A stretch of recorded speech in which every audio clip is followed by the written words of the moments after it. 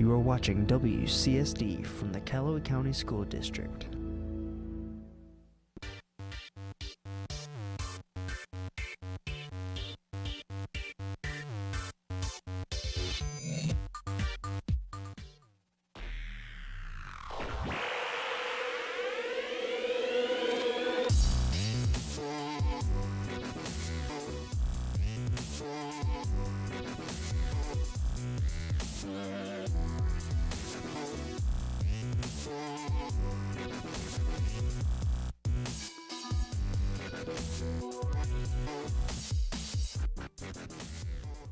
Welcome back to another edition of LakerTV, my fellow students. Why are you like this? What? I'm just welcoming my fellow students back. We do, however, have a few serious topics to talk about today. That's right, so let's jump in. April is Child Abuse Awareness Month, and child abuse is a bigger problem than we imagine it is. There are staggering statistics that will make your stomach churn. Producer Adrian Johnson has put together a brief segment to help us better understand the issue. Reporter Caleb Spain has the story.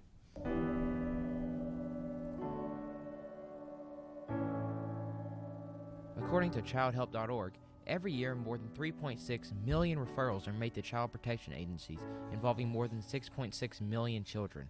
That is a lot of children who are being harmed in the United States alone. This issue is affecting our kids of the future, and it needs to be solved. There are many organizations who are taking actions to prevent child abuse. One organization, the PCAK, came to speak to people involved in the Green Dot program about this terrible issue. A representative from PCAK gave us the opportunity to hear what the organization is all about and their hopes for preventing child abuse. So I work for the Purchase Area Sexual Assault and Child Advocacy Center, and our main office is in Paducah, and our satellite office is here in Murray, and we serve all 8 counties of the Purchase area directly with survivors in a child-friendly environment. And we work with our law enforcement officers, and we have a multidisciplinary team in each of our counties. We work with our schools and with our families. We have a family advocacy program. We believe that everyone has the freedom to live fully in a world without violence, and that's really our vision at PASAC. And so this is just 1 month out of the year that we really recognize that we can make a difference together, and that no one can do everything, but everyone can do something. Organizations like PCAK are taking action to create a future where child abuse is not so common and doesn't affect 6.6 million children a year. Abusive relationships are far too common in our society. Later in today's show, we take a look at one organization who offers support to victims in Western Kentucky. It's that time again. We have a few goodies coming up after the break. We've got another look at a fellow Laker, some more adorable pets, and the warning signs that you may be in an abusive relationship. Graduation. And we at Calloway Live want to help you save those special memories. That's why we're offering copies of our recordings of Graduation and Grand March for only $15. Or take advantage of our 2 DVD combination, Graduation and Grand March, both for only $25. Order forms can be picked up on the bulletin board outside of the TV studio in the 400 hallway. It's my great honor and privilege to pronounce you graduates of Calloway County High School. Congratulations. Enjoy these special moments now, and we'll make sure you can keep enjoying them for years to come.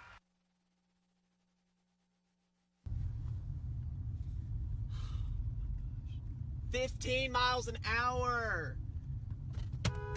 Go!" Be tolerant of farm equipment on the road. After all, farmers are the ones who feed us. Shannon's turning the same way as me! Go! A message from the Calloway County Farm Bureau and the Calloway County FFA chapter.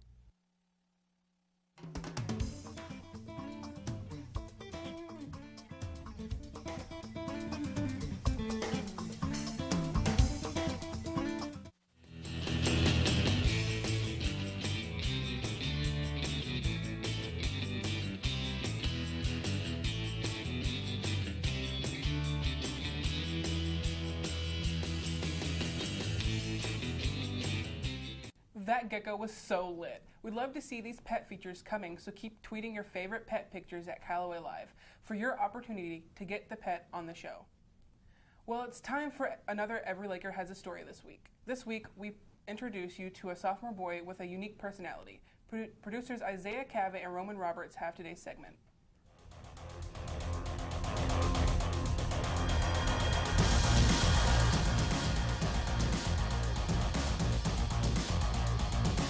Bryce Burkhart is your average CCHS student, but like every Laker, he has a story.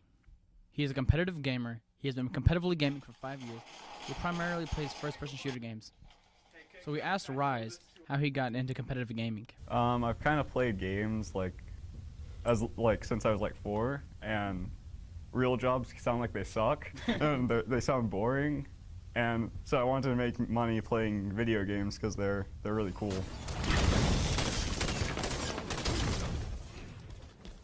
I play a lot of shooters. I'll play mostly Halo, Call of Duty, and Destiny. Halo 5 is a first-person shooter video game developed by 343 Industries and published by Microsoft Studios for the Xbox One home video game console. It is also vastly played on esports. Alright, I got sniped, dude. Rise Burkhart lives in a house with a total of 5 people. He has 2 older siblings, an older brother, and a sister that also play video games. His mother and father play video games a lot as well. This family is a family full of gamers. Not many households have this many gamers in it.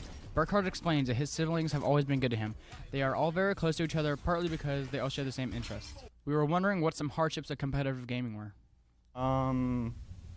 Probably just finding enough time to practice and still be able to do other things in your day.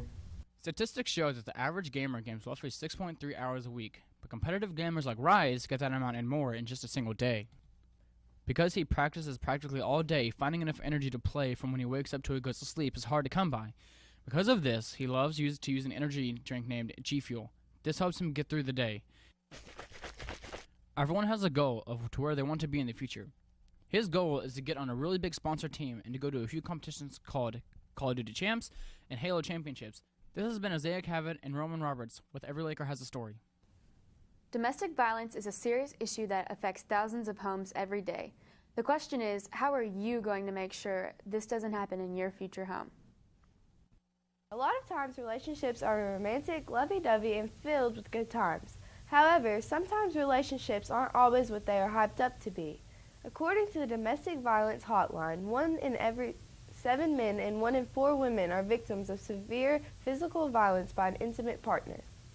Claire and I made a trip to Paducah to visit our district's Domestic Violence Crisis Center, the Merriman House. There we met with the executive director, Mary Foley, and we were able to ask her a few questions. So, sometimes I think when we think of domestic violence, we think of black eyes, broken ribs, some sort of outward sign. And certainly it does show up that way. So we had a victim just this week, that was black and blue upon arrival and had recently been assaulted. So domestic violence certainly looks like that. But that is not always domestic violence. So if you think about what domestic violence is, it is rooted in power and control. And so that's the goal, to take power and control away from a person and then exercise those things over that person. So if doing that is accomplished by physical violence, then it'll look physical. If doing that is accomplished by emotional abuse, psychological harm, then it will look like that. And we are the state-designated domestic violence program for the 8-county purchase region. So there's just 1 per region. So the Merriman House provides all of the domestic crisis services for the purchase area of Western Kentucky. So domestic violence looks like lots of different things. So in order to receive services from the Merriman House, you have to be a victim of domestic violence. But we know, and our staff are trained to certainly look at all of the different ways that may show up, and the goal is going to be to help them break that cycle and live in a way that's violence-free and in a way that they can be self-sufficient. So we know that the average number of times that a victim would flee domestic violence would be up to 7 before they break free from that cycle. So certainly a powerful cycle. So success might look like just completing their goals that we set with them. Success might be like, instead of going back to live with the abuser, they get their own housing, or they live with a family friend, or they relocate to a different geographic area. And so success looks lots of different ways because domestic violence shows up lots of different ways. The literature tells us right now 1 in 3 teenagers and young adults will be in a dating violence relationship. So we are actually losing the fight, if you would, I think, on that front of prevention. So the first thing I would say is dating violence is real. It happens, and ages 16 to 24 are most at risk. Educate yourself about what domestic violence is and not what you think it is. So if you're in a relationship where you're constantly being emotionally berated, where you're being threatened, where you're being manipulated, where you're being left at the movie theater or left at the restaurant screaming and cussing and carrying on, that is abusive behavior. It's not healthy, it's toxic, and before long you will lose yourself in that type of relationship. And what I would say is when you have to compromise the things about you that you value the most, that's not love, and that's not a healthy relationship. And so I would encourage young adults and teenagers to know that dating violence is real. There is support for it if you find yourself in it. And when you're choosing someone that you love, make sure they're loving you back in a healthy way. And if they're not, there are many that will. But I would say that a lot of our victims have been in abusive relationships for so long, it became normal. And abuse should never be normal. If you think that you are in a domestic violence situation, remember there is always help available. Don't wait till it's too late. Take recognition on the situation and get the help you deserve. So, how do you feel about graduating in a few weeks? Yikes, I don't feel prepared at all. What you guys should be prepared for, though, is prom. That's right, prom is only a week from tomorrow, so get ready, Lakers. Nail appointments, hair appointments, flowers, so much to do. Well, we better let them get started. Keep crushing it, Calloway. I can be a phantom, holding him for ransom.